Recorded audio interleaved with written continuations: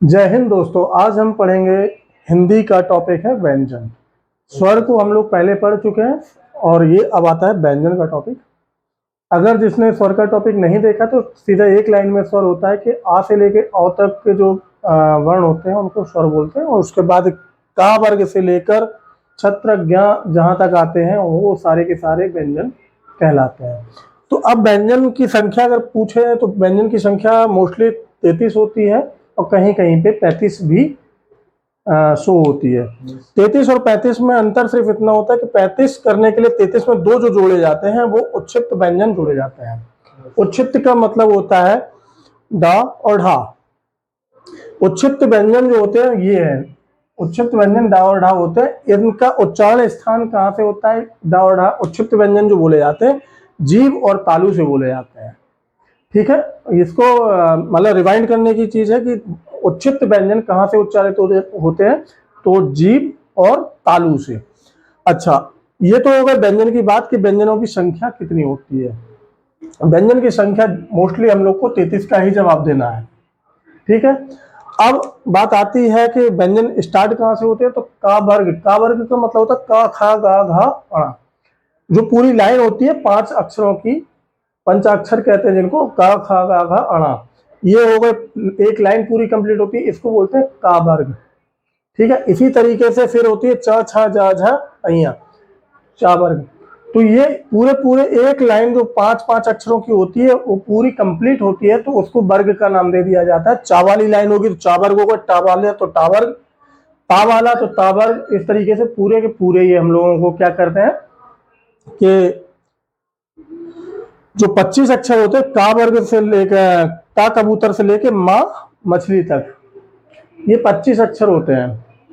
ठीक है, तो इस तरीके से का वर्ग से लेकर पा वर्ग तक के जो अक्षर होते हैं उनको हम लोग कहते हैं स्पर्श व्यंजन।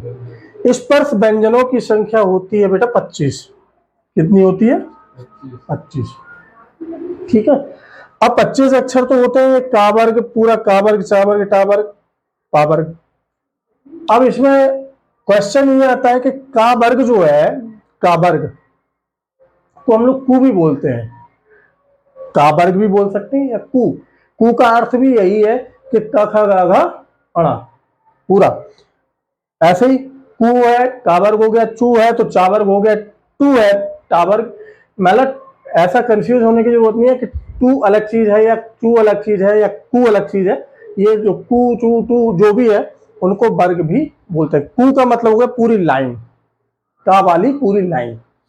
ठीक है, ये का वर्ग या कु कहां से उच्चारित होता है? तो ये होता है बेटा कंठ से। का ख ग घ अणा, इसको बोलते हैं का वर्ग। ये कहां से उच्चारित होगा? कंठ से। अगर स्वर में भी देखे जाए तो स्वर भी तो कंठ से उच्चारित होंगे भाई। कोई भी चीज उच्चारण करेंगे तो हमारी बॉडी में जो मुख है उसी से होगा, कंठ से, तालु से, इन्हीं से उच्चारित होगा। तो ये छोटा आ बड़ा आ हा, ये हालांकि छोटा आ बड़ा आ क्या है? स्वर है, और हा व्यंजन है। तो अब बात आती है कि कंठ से क्या क्या उच्चारित हो सकता है। तो ये पूरी का वाली लाइन होगी उच्चारित, छोटा आ, बड़ा आ और हा, ये सब कंठ से उच्चारित होंगे।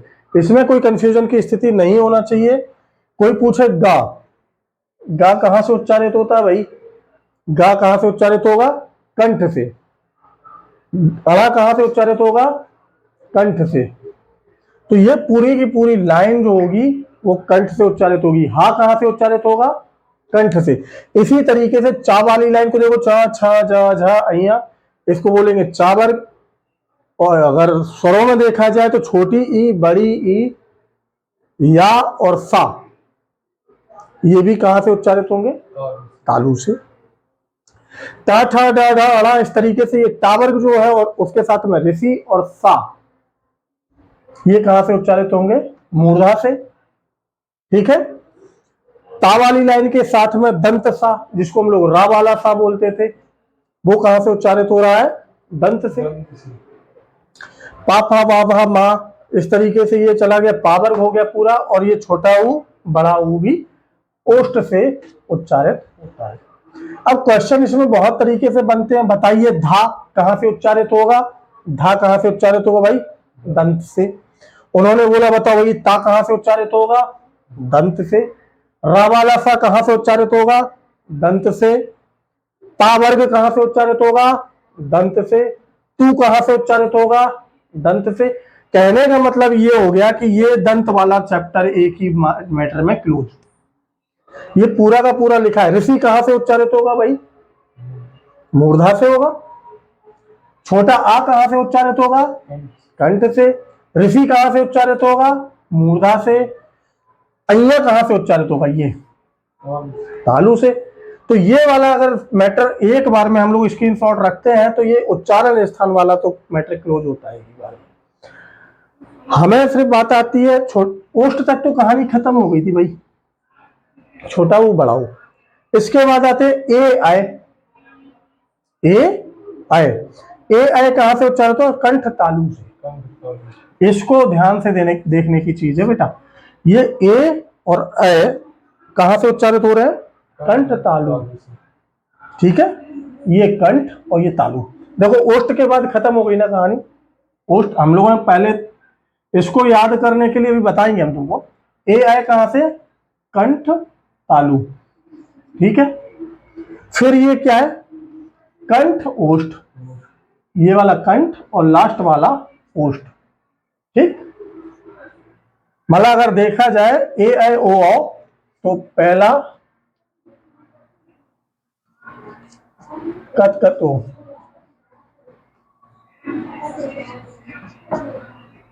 कताओ अभी समझाएंगे हम तुमको कताओ क्या है। ओ आओ कहां से उच्चारित है? कंठ ओष्ठ से। सीधे सीधे क्वेश्चन उच्चारण स्थान के आधार पर पूछे जाते हैं। ये बहुत सारे क्वेश्चन है।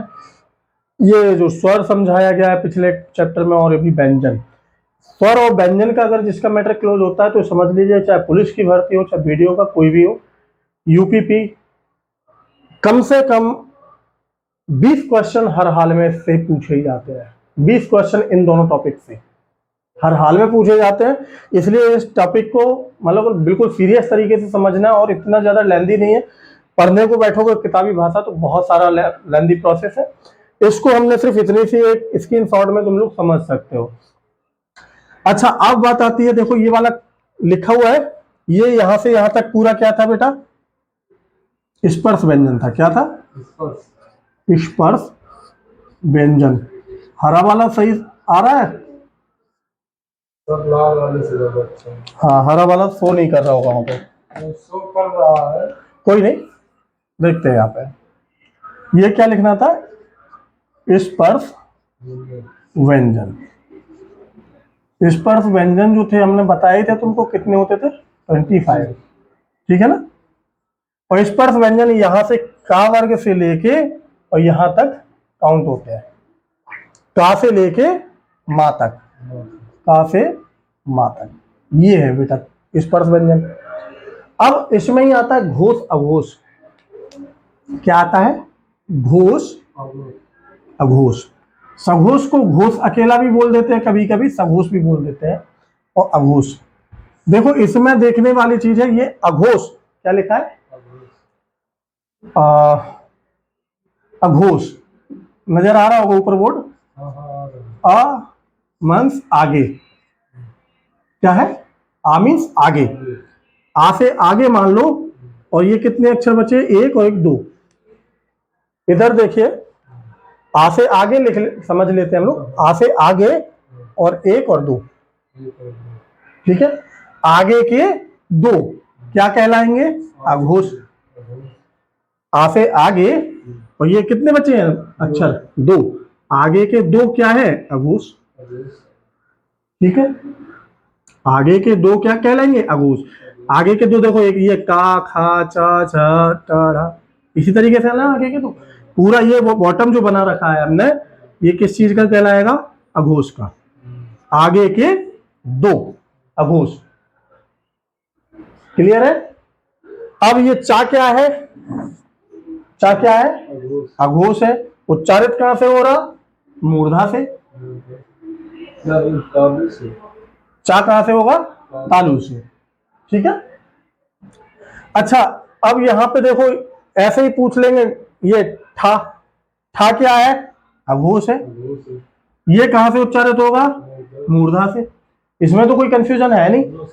अब जब अघोष समझ में आ गया है तो बाकी जो चीज बची है बेटा स्पर्श व्यंजन में, वो सारी की सारी सघोष ही तो है। आगे के दो हटा के बाकी जो बचा है वो सारा का सारा सघोष। हमें परिभाषा से मतलब नहीं, हमें किसी चीज से मतलब नहीं, हमें यह बस पहचानना होता है कि कौन सा अघोष कौन सा सघोष। तो अघोष का मतलब आ से मीन्स हम आगे लगा लेंगे, आ से मीन्स आगे। इसमें आगे क्या होगा? ये पीछा हिस्सा जी। तो आगे के दो जो थे हमारे ये अघोष कहलाए और बाकी सब सघोष कहलाए। ठीक है जी। अब इसके बाद हम लोग कहते हैं अघोष सघोष होगा भाई, ये तो कंप्लीट है। यहाँ पे कोई डाउट? जब अघोष सघोष होगा तो कहने लगे यार एक चीज और है इसमें, अल्प प्राण महाप्राण। क्या है? अल्प प्राण और महाप्राण। अल्प प्राण मतलब अपने आप में लग रहा है कि भाई कम प्राण, महाप्राण ज्यादा वाले प्राण। अल्प देखो, अल्प में कितने अक्षर दिख रहे हैं बेटा? 1 2 3। तो कहने का मतलब इसमें 3 तो आएंगी। आ मतलब पहला अक्षर आ ही होता है ना। 1 3 5। ठीक, क्या है? 1, ये कंफर्म हो गया ना। 1 आ मीन्स पहला। ठीक, फिर तीसरा ये है, और पांचवा पूरे वर्ड गिन लो इनको। अल्प प्राण में कितने हो रहे हैं? अल्प प्राण में कितने अक्षर है भाई? अरे कहाँ 3 है? 3 ऊपर है, 2 नीचे है। पहला तो ये निकल गया, फिर दूसरा 3, और पूरे गिन लो तो 5। देखो 1 3 5 नहीं लिखे हैं क्या? 135। या अल्प प्राण का नंबर हम लोग याद रख लेते हैं 135। ठीक है। पहला अक्षर पा क्या है? अल्प प्राण। दूसरा अलग चीज है, छोड़ दो। तीसरा कौन सा कहलाएगा? अल्प प्राण। पांचवा अक्षर क्या कहलाएगा? अल्प प्राण। ठीक है, चाहे यहां देख लो, पहला अक्षर अल्प प्राण, तीसरा अक्षर अल्प प्राण, पांचवा अक्षर अल्प प्राण। बचा कौन कौन? दूसरा और चौथा। बेटा दूसरा होता है देखो महाप्राण। महा में कितना है? क्या लिखा है? कितने अक्षर है? 2। पूरों को मिला लो तो बेटा कितने हो रहे? 4। हमें हेडिंग से मतलब नहीं है, वो खुद बता रहे हैं महा में कितने अक्षर हैं? 2। तो वही महा पकड़ लो ना दूसरा। अगर ये महा है, प्राण भी गिन लो तो कौन से पे पहुंचेंगे? चौथे पे पहुंच गए। तो महाप्राण, पहले महा में देखो कितने अक्षर? महा में 2, प्राण भी जोड़ लो 2 के तो कितने हो गए? 4। तो महाप्राण के अक्षर कितने हो गए? 2 और 4। देखो ये दूसरा है और ये चौथा है। समझ में आ रहा है कि नहीं आ रहा है भाई? कंफ्यूजन हो तो बताना। देखो फिर से समझा देता हूं, जैसे लिखा था हमने, सॉरी, अल्प प्राण क्या लिखा था? अल्प लिखा है प्राण। हिंदी वर्णमाला का पहला अक्षर आ होता है भाई, पहला अक्षर हमने इसको भी देख लिया लो। ठीक है, पहला अक्षर जब ये हो गया तो अब ये कितने अक्षर है ऊपर वाले? 3 है ना। तो तीसरे पे पहुंच जाओ। इसके बाद पहला दूसरा तीसरा, तीसरा कौन सा कहलाएगा? बा। पहला तीसरा और फिर ये पूरे काउंट कर लो भाई, 5 है ना। तो देखो ये 5वें पे पहुंच गए हम लोग। यही बता रहा ना, कोई सी भी एक चीज पहचान लोगे, दूसरी बाकी चीजें तो वो बचेंगी ना हमारे पास, है कि नहीं है? अल्प प्राण पहचान लो या महाप्राण पहचान लो, पहचानना दोनों ही आसान है। महाप्राण के लिए देखो तुमसे क्या कहा मैंने, कुछ अलग से नहीं कह रहा मैं, कोई भी चीज याद करनी हो तुम्हें। महा कोई पूछे भैया महाप्राण बताओ कौन कौन से होते, तो महा में कितना अक्षर लिखा है, प्राण को भी मिला दो तो, अगर इनको अकेले देखो तो 2 और इन पूरों को देखो तो 4, तो मिल गया भैया। दूसरा और चौथा अक्षर क्या कहलाएगा, महाप्राण। दूसरा अक्षर ये है और चौथा अक्षर बेटा ये है, तो ये क्या कहलाएगा, था, महाप्राण।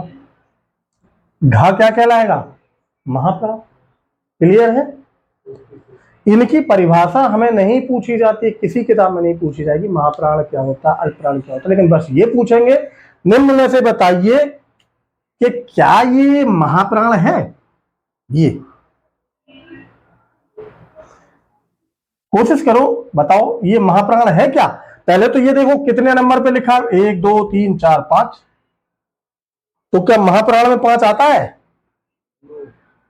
नहीं आता, तो ये क्या कहलाएगा, महाप्राण नहीं है तो कौन सा प्राण है, ठीक है।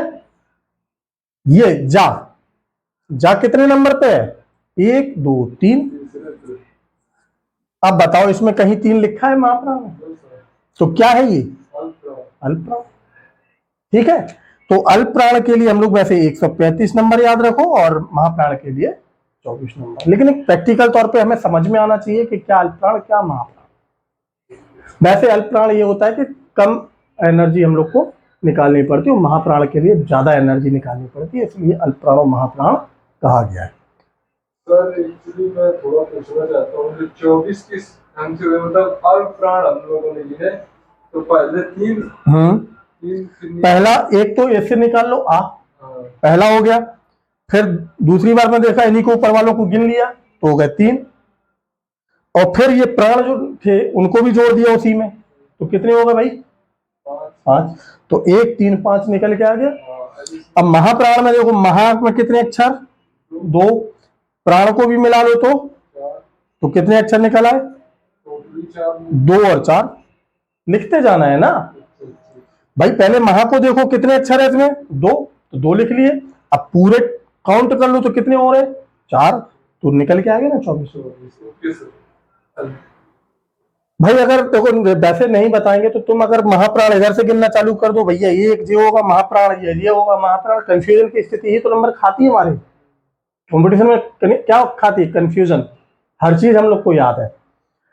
अच्छा अल्पप्राण महाप्राण भी हो गए भाई, अल्पप्राण महाप्राण हो गए, सघोष अघोष हो गए, कंठ तालु मूर्धा दंत ओष्ठ ये सब याद हो गए। अच्छा एक सबसे बड़ा कंफ्यूजन अभी हम बताएंगे, जो कंफ्यूजन की स्थितियां होती हैं बच्चों को। अब यहां पे देखिए दंत मूल क्या कहलाता है, ला, ला जो क्या है, ला अक्षर जो है, ला वर्ण जो है दंत मूल या पार्श्विक कहलाता है। उच्चारण स्थान इसका दंतमूल है और वैसे इसकी स्थिति क्या है, पार्श्विक। रा क्या है, रा को हम लुंठित कहते हैं या प्रकंपित कहते हैं, और इसका वत्सर्य, उच्चारण स्थान का है वत्सर्य, ठीक है। तो पूछा जाए रा का उच्चारण स्थान कहां है, वत्सर्य। ला का उच्चारण स्थान कहां है, दंत मूल। ऑप्शन दिया होगा सीधे सीधे, बताइए निम्न में से ऐसा कौन सा अक्षर है जिसका उच्चारण स्थान दंत मूल होता है। अब दंत मूल भैया हमने यहां तक तो पढ़े थे, कंठ तालु मूर्धा दंत ओष्ठ और कंठ तालु कंठ ओष्ठ दंत मूल तो पढ़े ही नहीं। अब वहां माथा ठोकेंगे, माथा ठोकने से नंबर नहीं आने वाले हैं। दंत मूल क्या कहलाएगा, ला। दंतमूल क्या कहलाएगा, ला। वत्सर्य क्या कहलाएगा, रा। वत्सर्य क्या कहलाएगा, रा। इसमें कोई दिक्कत भाई, ये चीजें कंप्लीट हो रही हैं, नो डाउट कि तुम लोग बड़े ठोस होते जा रहे हो। अब इसके बाद हम लोगों को जब पढ़ते हैं ये अंतस्थ व्यंजन कौन से कहलाते हैं, या रा ला वा, या रा ला वा। देखो इसमें या भी मिल गया, रा ला वा। अभी ला कौन सा स्थान बताया था मैंने, पार्श्विक। ला कौन सा होता है, पार्श्विक। इसकी स्थिति दंतमूल। जैसे ही ला आए तो दिमाग में तुरंत चल जाने चाहिए पार्श्विक दंतमूल, रा लुंठित या प्रकंपित वत्सर्य। ये हमारे दिमाग में इतनी फास्ट कॉपी चलना चाहिए कि जैसे ही क्वेश्चन देखो गड़ाक एक उत्तर कंप्लीट। रा लुंठित है, प्रकंपित है, वत्सर्य इसका उच्चारण स्थान है। ठीक है, ला पार्श्विक दंतमूल। ठीक है, पार्श्विक और इसमें कंफ्यूजन नहीं होना, कभी कभी प्रकंपित नहीं देते हैं तो ऐसे लगता है, मन से हमें भी लगता था शुरू शुरू में जब इसको नहीं समझे थे कि ला जो होना चाहिए लुंठित होना चाहिए, ला से लुंठित बड़ा अच्छा मैच करता है, क्योंकि यहाँ पे हम मैच करते करते पढ़ रहे थे तो ला से लुंठित नहीं होता, बस इतनी चीज याद रखना, ला से लुंठित नहीं होता बस। अब ला से लुंठित नहीं होता तो बचेगा क्या, प्रकंपित ही तो, पार्श्विक ही तो बचेगा, ला से लुंठित तो नहीं होता भाई, तो फिर लुंठित कौन होगा, रा ही होगा। जब ऑप्शन दो, रास्ते दो, एक रास्ता क्लियर हो गया तो बचा कुछ दूसरे में जाएगा ही जाएगा। ला लुंठित नहीं होता, बस इसको एक ही चीज से पकड़ सकते और कुछ नहीं पकड़ सकते। ला लुंठित नहीं होता, पार्श्विक होता है, रा जो होता है प्रकंपित। ठीक है, इतना चीज क्लियर है बेटा। ला प्रकंपित होता है के अलावा रा अर्ध स्वर की श्रेणी में भी रखा जाता है। लिखना नहीं है, इसको देखो सबसे ऊपर लिखा था मैंने, या और रा अर्ध स्वर कहे जाते हैं। ठीक है, ऐसे कौन से व्यंजन है भाई जिनको अर्ध स्वर की श्रेणी में रखा गया है, ऐसे कौन से स्वर है, स्वर नहीं है, ये है तो व्यंजन की श्रेणी, मतलब ऐसे कौन से व्यंजन है जिन्हें अर्ध स्वर की श्रेणी में रखा गया है। कोई से भी जोड़े बना दे, उच्छिप्त का भी बना के दे दें, इनका भी जोड़ा बना के दे दें, ला और रा का जोड़ा बना के दे दें, या और रा का जोड़ा बना के दे दें, इनमें से कोई नहीं। तो हमें याद रखना चाहिए कि अर्ध स्वर क्या है, या और रा, यारा, यारा हो यारा है, तो ये क्या कहलाएंगे, अर्ध स्वर। हमारी अब सबसे बड़ी समस्याएं जो हैं, देखो यहाँ पे ऊष्म व्यंजन सा सा सा हा है। अच्छा, इसको अगर पूछा जाए ये कौन सा सा है, जिसको हम लोग सीटी वाला सा कहते हैं देसी भाषा में, देसी भाषा में सीटी वाला सा कहते हैं, लेकिन इसको सही भाषा में तालब्य सा बोलते हैं। देखो यहाँ पे, क्योंकि कहां से उच्चारित हो रहा है, तालु से उच्चारित हो रहा है, इसलिए सा को हम लोग तालब्य सा बोलते हैं। और ये जो पा वाला सा बोलते हैं, क्योंकि हम लोग हिंदी मीडियम से भी हो सकते हैं, इंग्लिश मीडियम से भी हो सकता है, कोई नो डाउट, बट ये पा वाला सा नहीं है, ये क्या है, मूर्धन्य सा है। कौन सा सा है, मूर्धन्य सा है, क्योंकि इसका उच्चारण स्थान कहां से है, मूर्धा से है। और ये रा वाला सा जो बचता है बेटा, वो है दंत सा। क्या है, दंत सा। ठीक है, बताइए निम्न में से मूर्धन्य सा कौन सा है, पता होगा तब तो पता है ना। मूर्धन्य सा हम लोग हिंदी, मूर्धन्य सा कौन सा है, जिसको हम लोग पा वाला सा बोलते हैं। ठीक है, इतनी सारी चीजें सही है। अब बात आती है संयुक्त व्यंजन की। दिख रहा है, संयुक्त व्यंजन ऐसे व्यंजन होते हैं जो दो व्यंजनों से मिलकर बने होते हैं भाई। छत्रज्ञ और स्रा, छत्रज्ञ और स्रा। देखो छा जो बना है, छत्री वाला छा, का और कौन से सा से है ये बेटा, मूर्धन्य सा से, का प्लस मूर्धन्य सा मिला के बनाता है छत्री। ता त्रिशूल, ता त्रिशूल ता और रा से मिलके बना होता है त्रा। ज्ञा, ज्ञा को हम ज्ञा नहीं बोलते, ज्या बोलते, जा और अइया, ये चा छा जा झा इया, क्या बोलते इसको, इया। तो जा और इया मिलके बनता ज्या। और जो श्रा है, जो श्री लिखने के काम में आता है, श्री श्री 1008, वो श्री का श्रा जो बनता है सा, ये कौन सा सा है, अरे वाह, सीटी वाला, सीटी याद आ रही है, सीटी, सीटी वाला सा नहीं है, तालब्य सा है। ये कौन सा सीटी सा नहीं है, तालब सा है। अगर ज्यादा सीटी बजाओगे तो तालू तोड़ दिए जाएंगे। ठीक है, तो खैर टेंशन नहीं लेना है, कभी कभी सीटी बजाने का भी काम होता है। लेकिन 1 मिनट रुकिए, अभी यहाँ पे टॉपिक कंप्लीट नहीं होता, सिर्फ 2 मिनट की और थोड़ा सा स्ट्रेस करिएगा, ध्यान रखिए।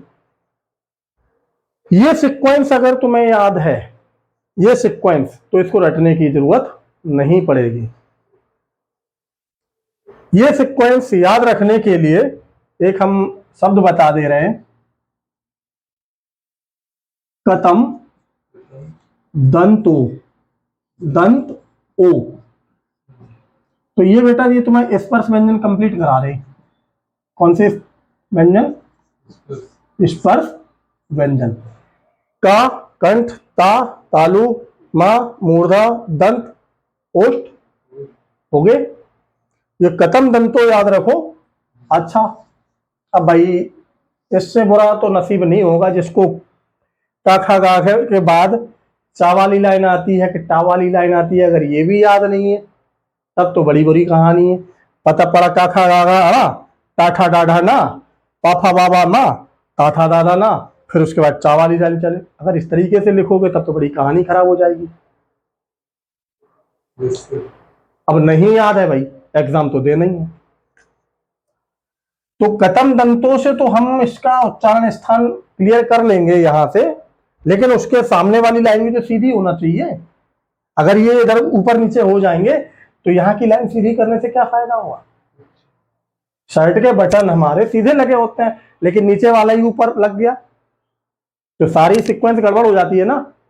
ऐसा ही ये इधर वाली लाइन भी सही से लिखी होनी चाहिए और उधर वाली लाइन भी सही से लिखी होनी चाहिए। कतम दंतों से इसको तो याद कर लिया, तो इसको क्या कर लेंगे? कच ततप, कच ततप, क्या बोलते हैं? कच ततप। देखो कच ततप क्या बोलते हैं इसको, देखो यही लिख दिया मैं, कच ततप। कटप्पा नहीं है ये, कच ततप है। का के बाद चा वाली लाइन, चा वाली के बाद टा टमाटर वाली लाइन, फिर तालू वाली लाइन, फिर पा वाली लाइन। अब ये लाइन से इसको मिला दो, तुम्हें कोई भी उच्चारण स्थान याद करने की जरूरत नहीं पड़ेगी। बात समझ में आ रही है? चलिए, तो इसके साथ हम लोग इस वीडियो को समाप्त करते हैं। Thanks for watching video.